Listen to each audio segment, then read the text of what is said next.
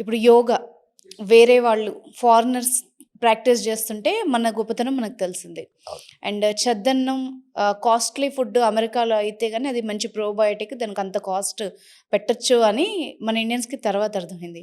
ఇప్పుడు మీరు చెప్తున్న ప్రతి ఎగ్జాంపుల్ గూడా అక్యుపంక్చర్ గూడా అంతే గదా! అంతే. చైనా వాళ్ళు డెవలప్ చేసిన తర్వాత మనం ఇప్పుడు దాని ప్రాముఖ్యతను మనం తెలుసుకుంటున్నాం. యెస్. సో, ఎక్కడ ఈ బ్రేక్ అనేదొచ్చింది? మనకెందుకు మన దాని మీద మనకు నమ్మకం లేదా? క్రియేట్ చేయలేకపోయారా?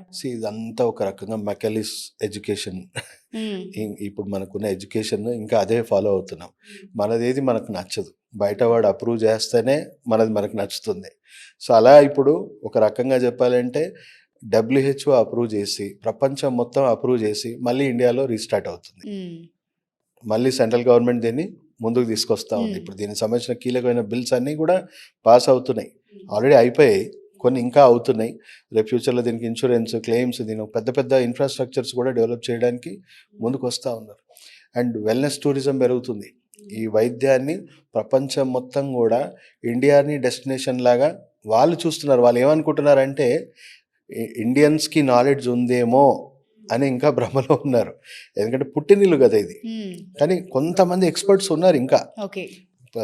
మనకిప్పుడు చెప్పాలి అనంటే మనము ఊర్లలో ట్రెడిషనల్ మెడిసిన్ ప్రాక్టీషనర్స్ ఉంటారు కదా, వాళ్ళ దగ్గర ఉన్న నాలెడ్జ్ కూడా తీసుకోవడానికి డబ్ల్యూహెచ్ఓ ముందుకు వచ్చింది.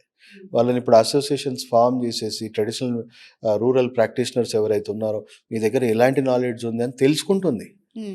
వాళ్ళకి ఇప్పుడు అసోసియేషన్స్ ఫామ్ చేసి సెంట్రల్ గవర్నమెంట్ వాళ్ళని అప్రోచ్ అయ్యి వాళ్ళ త్రూ ఇది గవర్నమెంట్ తీసుకున్న ఇనిషియేటివ్ కాదు, సెంట్రల్ గవర్నమెంట్ మీద డబ్ల్యూహెచ్ఓ ప్రెజర్ వేసి వీళ్ళ దగ్గర ఉన్న నాలెడ్జ్ మాకు కావాలి, హ్మ్. మేము దాన్ని స్టడీ చేసి ఇంకా దీన్ని గొప్పగా డెవలప్ చేద్దాం, ఇప్పుడున్న మోడర్న్ సైన్స్ని దీన్ని యాడ్ చేసి హ్మ్. ఆ కోణంలో ఇప్పుడు అందరం చదువుకున్నాం, వెల్ ఎడ్యుకేటెడ్, ప్రతిదీ సైంటిఫిక్గానే ఉండాలి. సో ఈవెన్ ట్రెడిషనల్ మెడిసిన్ కూడా సైంటిఫిక్ ఉండాలి. అండ్ డబ్ల్యూహెచ్ఓ దీనికి పెట్టిన కొత్త పేరు ఏంటి అని అంటే మోడర్న్ ట్రెడిషనల్ మెడిసిన్. ఓకే. హ్మ్.